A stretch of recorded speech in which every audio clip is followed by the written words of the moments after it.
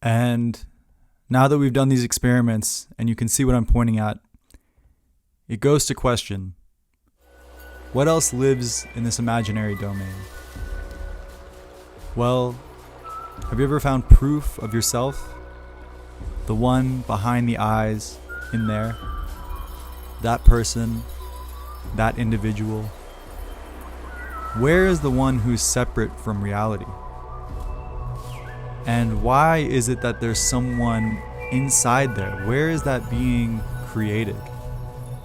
Where in reality can you find that separate individual that's behind the eyes? Why does there have to be someone in there? What if that's also imaginary and lives in the same domain as a cup? And consider that for all of reality, there is no objective reality in the sense of meaning, value, labels, purpose, and function. Only what we imagine to be there. There's actually nothing there other than what we are imagining. In a sense, the substance of reality is like Play-Doh, and from that block of Play-Doh, you sculpt and imagine what you perceive to be your reality. This creates a whole world. Yet we are unaware that we are doing this, and that everyone is doing this.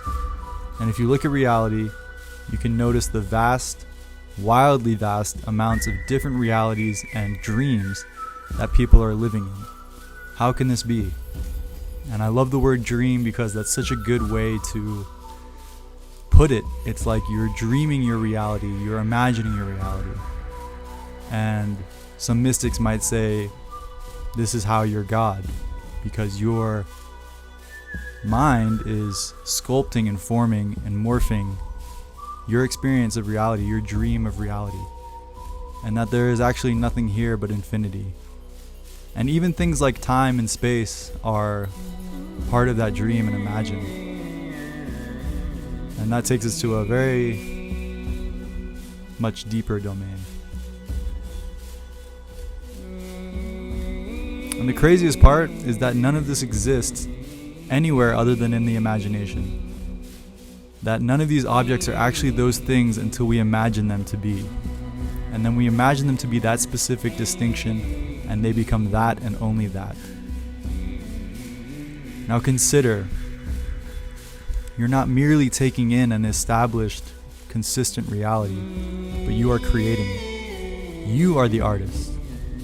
What world are you creating?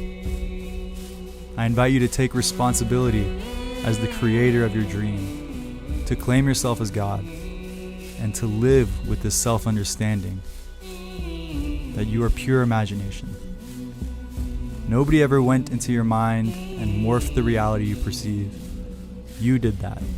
Maybe it was done through programming and unconsciously, but you still did it. No one ever turned that collection of shapes and objects into a chair for you. There is nothing here but Play-Doh. What dream are you dreaming? I hope it's a beautiful one. Thanks, guys. Much love. Talk soon. Cheers.